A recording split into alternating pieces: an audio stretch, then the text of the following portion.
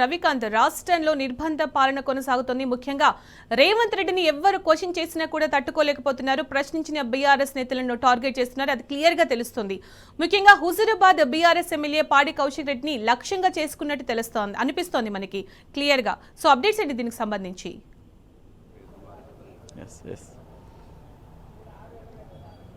సునీత, ప్రస్తుతం అయితే Kazipet railway court పరిధిలో ఈ అంశానికి సంబంధించి పాడి కౌశిక్ రెడ్డి హుజూరాబాద్ ఎమ్మెల్యే కేసుకు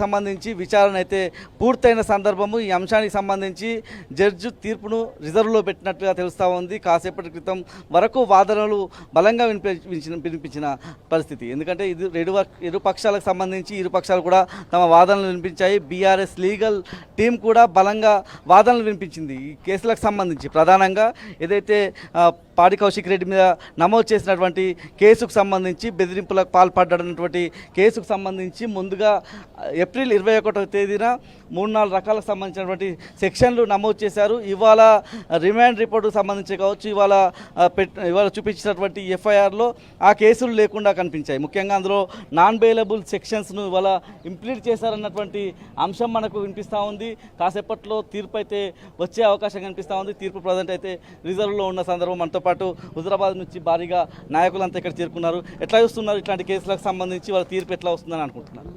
మేము ఈరోజు కూడా న్యాయస్థానాలను గౌరవిస్తాం. పెద్దల కేసీఆర్ నేతృత్వంలో తెలంగాణ సాధించిన నీళ్లు నిధులు నియామకాల మీద ఈ తెలంగాణ రాష్ట్రం ఏర్పడ్డది. ఆ కేసీఆర్ నేతృత్వంలో ఈరోజు యువ నాయకుడు పాడి కౌశిక్ రెడ్డి గారు రేవంత్ రెడ్డి 420 హామీలు ఇచ్చి తెలంగాణ ప్రజలను మోసం చేసి ఇలా ముఖ్యమంత్రి సీటు మీద కూర్చున్నాడు. ఆ హామీలను అమలు చేయమని మా యువ నాయకుడు పాడి కౌశిక్ రెడ్డి గారు ఎక్కడి పోయినా 119 కాన్స్టిట్యూషన్లో నిలదీస్తున్నాడు అనే దురుద్దేశంతోనే ఈరోజు అక్రమ కేసులు పెడతా ఉన్నాడు. ఈరోజు ఒక ఇంటికి ఒక పింఛన్ అయితే 2 ఇస్తా, ఇలా కళ్యాణ లక్ష్యం ఇస్తే నేను తులం బంగారం ఇస్తా, ఒక ఇంటికి పింఛన్ ఇస్తే 2000కు 4000 ఇస్తా అని ప్రతి 18 ఏళ్ళ పుట్టిన చదువుకున్న బిడ్డకు స్కూటీ ఇస్తా అని కళ్ళు బోలు మాటలతో ఈరోజు రేవంత్ రెడ్డి గారు దొంగ మోసాలతో ఈరోజు ముఖ్యమంత్రి పదవిలో కూర్చున్నాడు.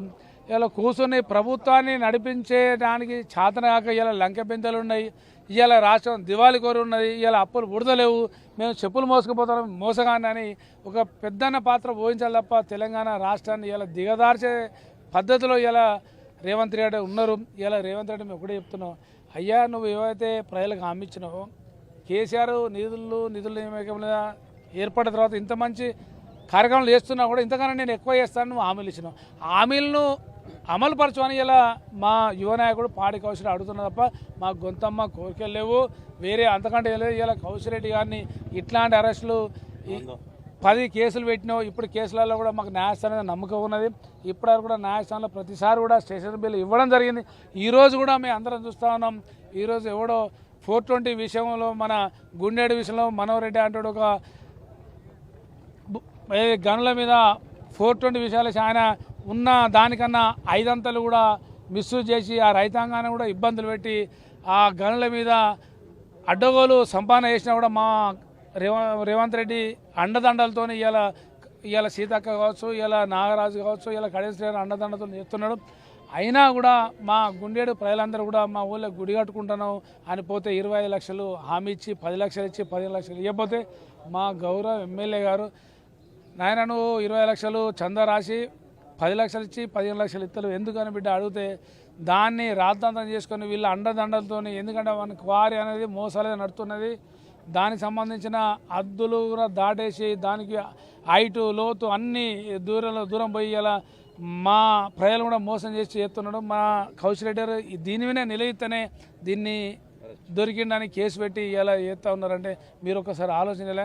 మా హుజూరాబాద్ కాన్స్టిట్యూన్సీ ప్రజలు కూడా అందరూ ఆలోచిస్తున్నారు. ఇట్లాంటి అరెస్టులు కూడా మా కౌశిక్ రెడ్డి భయపడు. ఆ కౌశిక్ రెడ్డి యువతరం అందరూ కూడా ఎమ్మడి ఉన్నాం, మా పెద్దలందరూ కూడా ఉన్నారు. ఇలా కౌశిక్ రెడ్డి కళ్యాణ లక్ష్మి షాదిమర్గా చెక్కులు చెప్పుతాడు హైకోర్టు పోయి తీసుకొచ్చిన ఇవాళ కూడా రేపు మా కోర్టులో నమ్మకం ఇప్పుడు బెయిల్ వేస్తానని మేము ఆశావ్యక్తం చేస్తాం.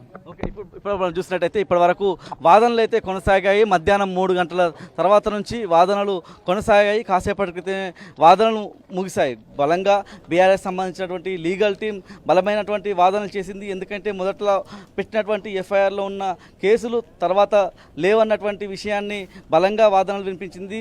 ప్రస్తుతానికైతే కేసు తీర్పుకు సంబంధించి జడ్జి గారు తీర్పును రిజర్వ్లో ఉంచినట్టుగా మనకు తెలుస్తూ ఉంది. మరో అరగంట సేపట్లో తీర్పు అయితే వెలువడనుండే అవకాశం అయితే మనకు కనిపిస్తూ ఉంది. Right Ravikanth, thank